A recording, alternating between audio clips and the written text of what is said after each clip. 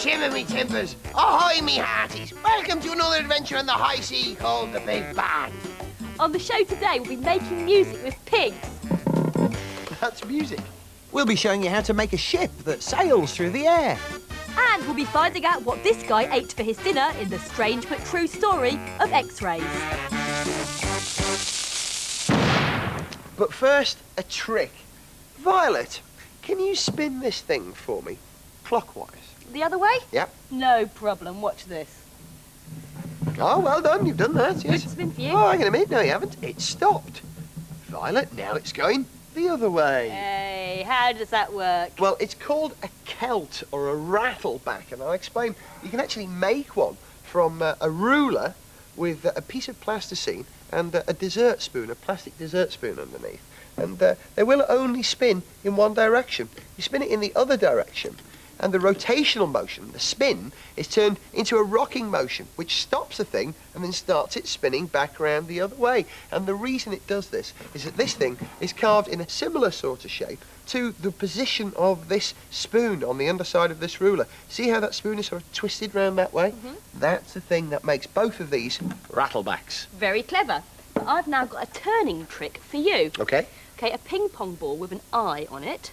Can you place it on the table so that it stays with the eyeball pointing upwards? Well, yeah, I guess I probably could. Nah, I don't think I'm going to be able to, am I? Look, it's weighted so the eyeball points down. Well, it can be done. There's a trick to it, and I'll show you how it's done at the end of the programme.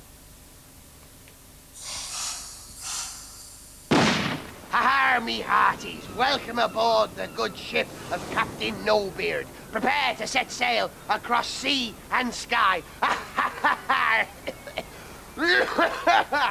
Excuse me. Now, all good pirates need a ship. And how about that for a pirate ship? Now, this pirate ship is unique. It sails in a way that no other pirate ship has sailed before. Easy to make. This is how you do it. Now, you'll need to start off by lifting your eye patch so you can see what you're doing. And then drawing an outline of half a pirate ship on a piece of card, a sort of ship shape, if you get my drift. Now, when you cut it out, you'll find that you have cut out an entire ship shape. Two things you need to remember. One, a couple of tabs at the back to glue the thing together. And two, a hole in the bottom for your mast to go through. The mast is nothing more than a kebab skewer, a wooden skewer with a drinking straw taped in position about a third of the way up.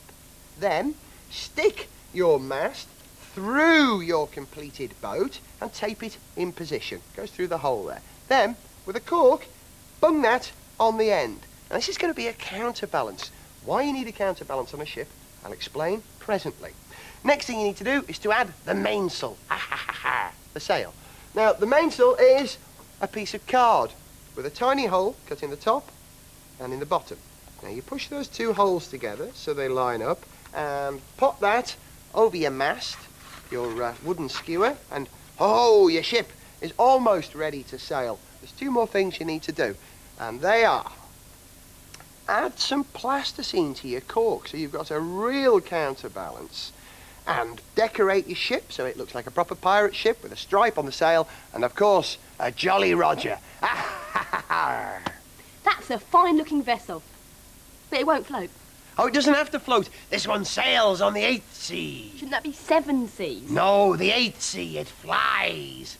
I better explain. What you need is some strimmer line, right? Or even just some fishing line. And tie it across your living room really tight, and then thread your pirate ship onto the line. Thank you very much. Now, you just pass the line through the straw, through the centre of the hole. Right, pull that tight.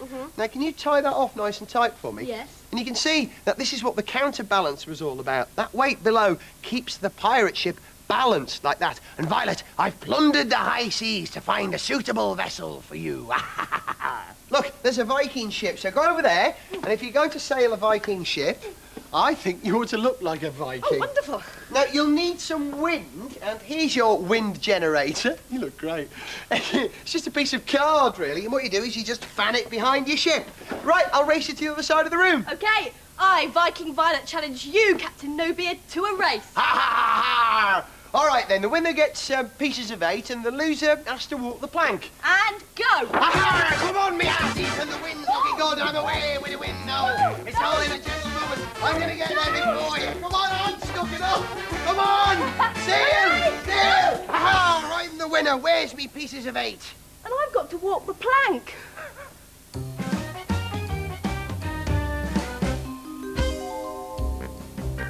Fun, fun, fun. These toys are a bit batty, but they're not as tricky as the yo-yo.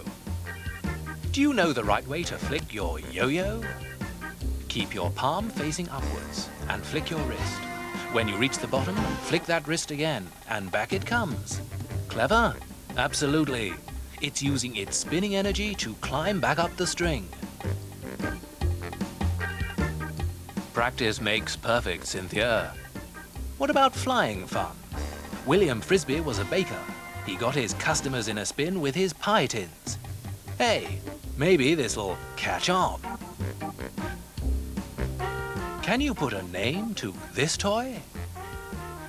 Enro Rubik was crazy, crazy, crazy. He wanted to make a cube of 26 blocks, and each block had to be able to move around. Why? He was interested in mathematics, that's why. When he mixed up the colors, it took him a whole month to sort out the mess. The rest is history. The world record for sorting out Mr. Rubik's Cube is just 17 seconds, and no one has managed it in less than 52 moves. Here's one solution. Rotate the axis through the parallel arc in 5th dimension, then maneuver the cube anti-clockwise so the face on the southwest side is now pointing towards the North Polar region. It's easy when you know how.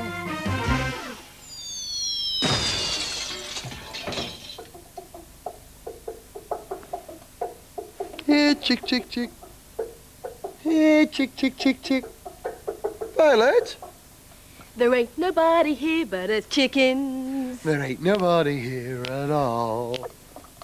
What's that? It's my clucker. I beg your pardon? Look, I'll explain later. You go and get changed and get the big pig from the back garden.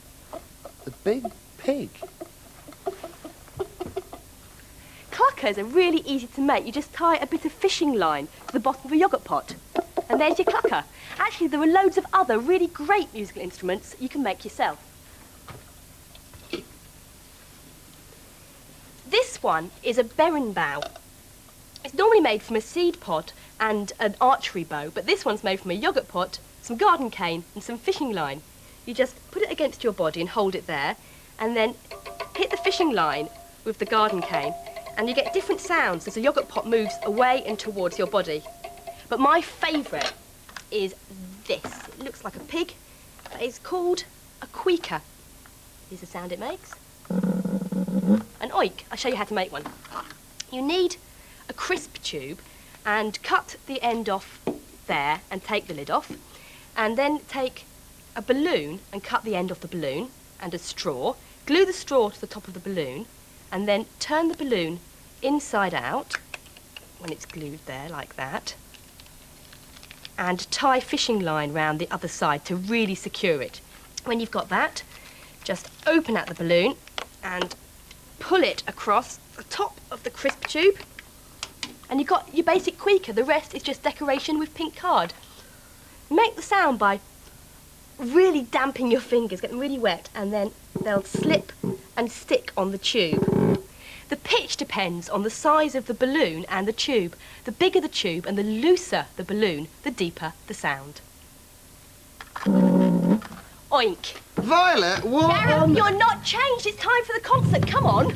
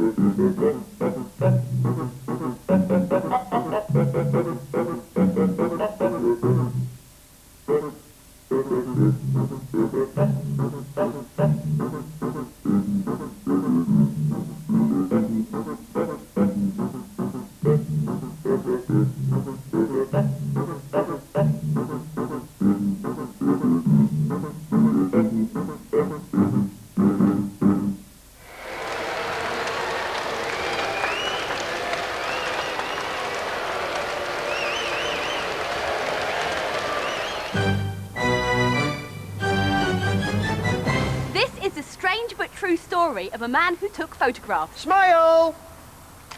But these were no ordinary photographs. His camera could see through things. It could even see inside people. Did you have a veggie burger with fries and special sauce for lunch? This is the strange but true story of Wilhelm Conrad Röntgen and the discovery of the X-ray.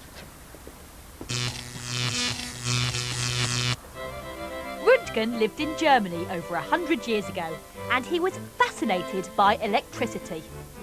He used to mess about with one of these. It's a cathode ray tube. You whack some electricity in one side, and as the electricity passes through the gases on the inside of the tube, it creates cathode rays. And those rays make the glass of the tube glow in the dark, a bit like one of those scary glow-in-the-dark masks. Röntgen had an idea. He thought the cathode rays might be able to pass through the glass and make things glow outside the tube. To test his theory, he popped some black cardboard over the cathode ray tube so that no light could escape from the electric sparks. And then he made the room dark and switched on. So far, so good. There was no light escaping from the tube. But then he noticed something odd. A piece of paper on the work table was glittering away as if it were being hit by a ray of sunshine. Oh.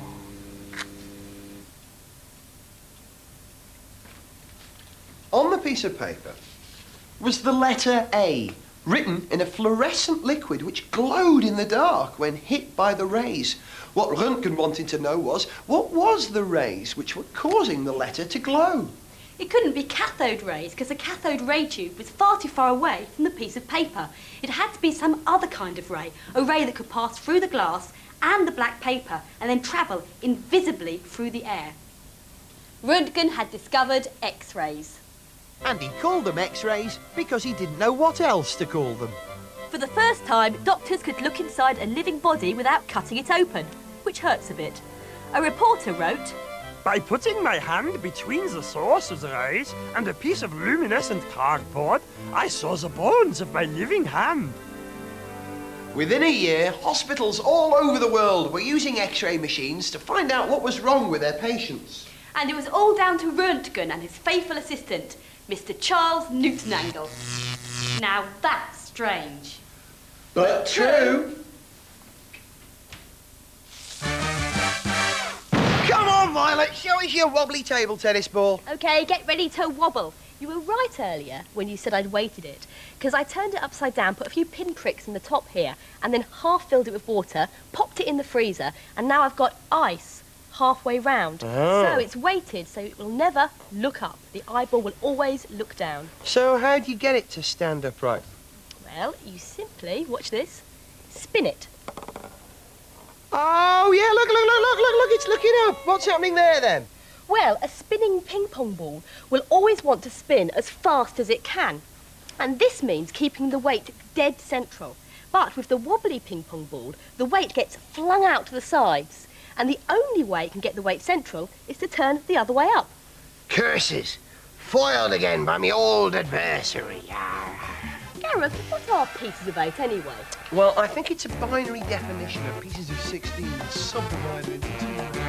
Next week, there's going to be an explosion of brand new series, including Funhouse, Wanehead and The Ward.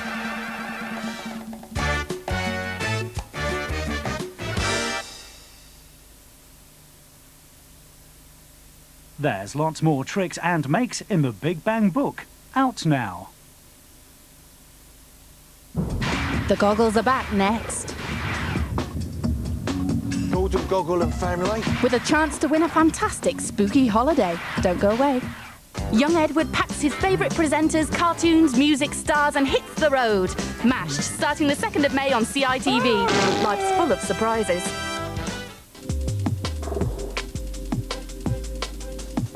Cheers.